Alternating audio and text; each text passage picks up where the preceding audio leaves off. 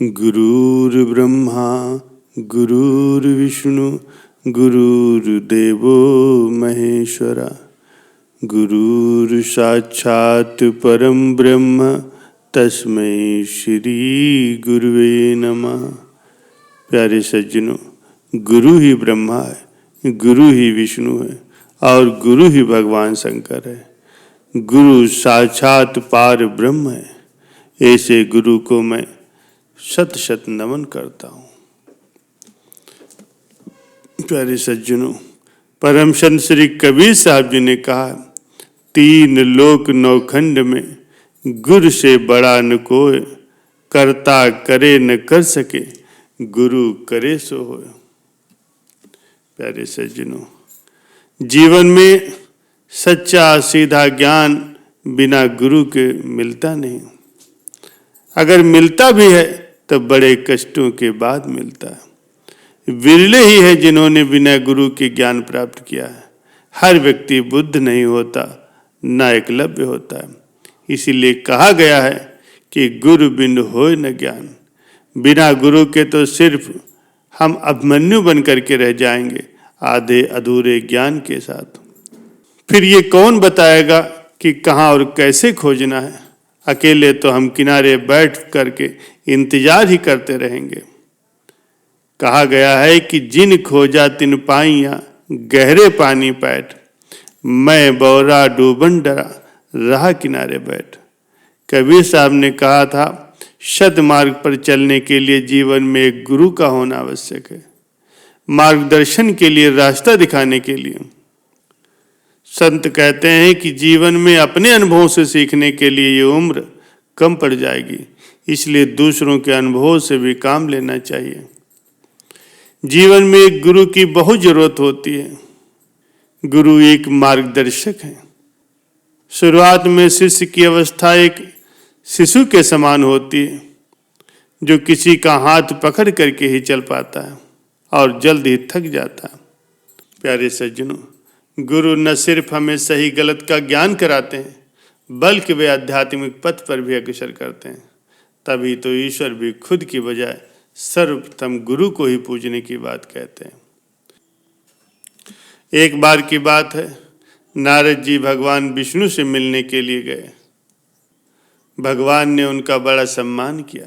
जब नारद जी वापस गए तो विष्णु जी ने कहा, लक्ष्मी जी, जिस स्थान पर नारद जी बैठे थे उस स्थान को गाय के गोबर से लीप दो। जब विष्णु जी ये बात कह रहे थे तब नारद जी बाहर ही खड़े थे। उन्होंने सब कुछ सुन लिया और वापस आए और विष्णु भगवान से पूछा कि भगवान, जब मैं यहाँ आया था तो आपने मेरा खूब सम्मान किया, पर अब जब मैं जा रहा था तो आपने लक्ष्मी माँ जी से ये क्यों कहा कि जिस स्थान पर नारद बैठा था उस स्थान को गोबर से लीप दो। भगवान ने कहा, नारद जी, मैंने आपका सम्मान इसीलिए किया क्योंकि आप देवताओं के ऋषि हैं, और मैंने देवी लक्ष्मी जी से इसलिए कहा क्योंकि आपका कोई गुरु नहीं, आप निगुरे हैं। जिस स्थान पर कोई निगुरा बैठ जाता है वो स्थान गंदा हो जाता है। ये सुनकर के नारद जी ने कहा, भगवान, आपकी बात बिल्कुल सत्य है, पर मैं गुरु किसे बनाऊं? भगवान बोले, नारद, धरती पर जाओ और जो भी व्यक्ति तुम्हें सबसे पहले मिले तुम उसे ही अपना गुरु मान लो। नारद जी ने प्रणाम किया और वहां से चले गए। जब नारद जी धरती पर आए तो उन्हें सबसे पहले एक मछली पकड़ने वाला मछुआरा मिला।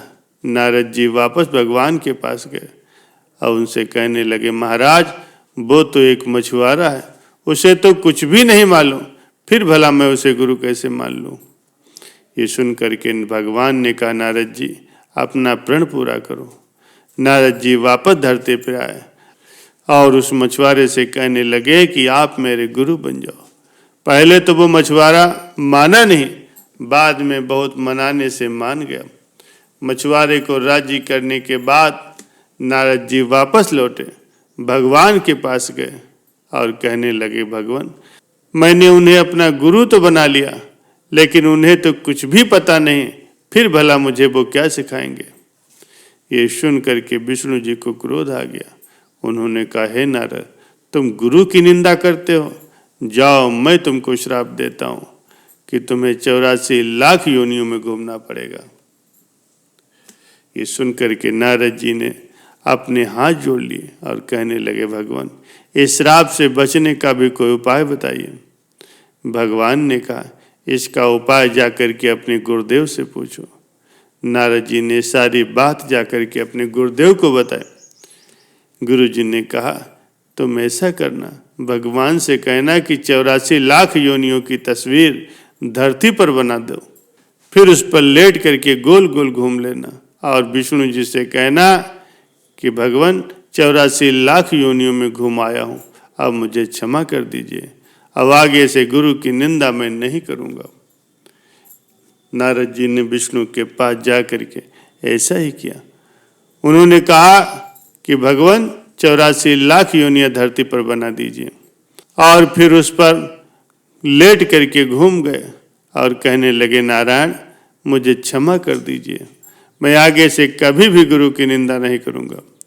ये सुन करके विष्णु जी ने कहा, देखा नारद, जिस गुरु की तुम निंदा कर रहे थे उसी ने ही तुम्हें मेरे श्राप से बचाया। नारद जी, गुरु की महिमा अपरंपार है।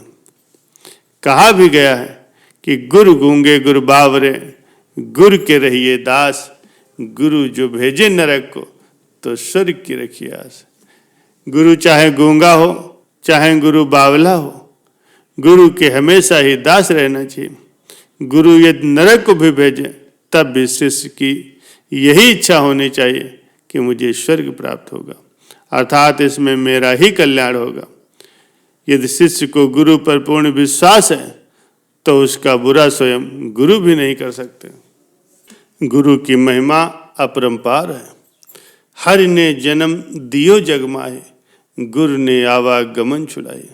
अर्थात भगवान ने इस संसार में जन्म दिया है, लेकिन गुरु आवागमन से मुक्ति दिलाते हैं।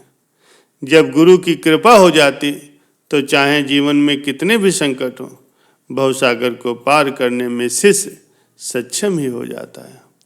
कहा जाता है कि चरण कमल पर तन मन वारो, गुरु न तजो चाहे हरि को तज डालो। हरि ने जन्म देने के साथ ही 5 चोरों को भी साथ लगा दिया है। ये चोर हैं काम, क्रोध, लोभ, मोह और अहंकार, जो छिप करके वार करते हैं, इसीलिए इन्हें चोर की संज्ञा दी गई है। इसके प्रभाव से मुक्त होने का मार्ग सद्गुरु की शरण में जाने पर ही मिलता है। गुरु साधना, योग आदि की जानकारी दे करके शिष्य को इनसे छुटकारा पाने में पारंगत कर देते हैं। गुरु की शरण में जाने वाले भक्त के हृदय में जो हो वही उसके आचरण में होना चाहिए। उसका गुरु के प्रति संपूर्ण समर्पण ही उसे सच्ची भक्ति की ओर अग्रसर करता है, और जब संपूर्ण समर्पण होता है तो फिर उसे परमात्मा की प्राप्ति हो जाती है।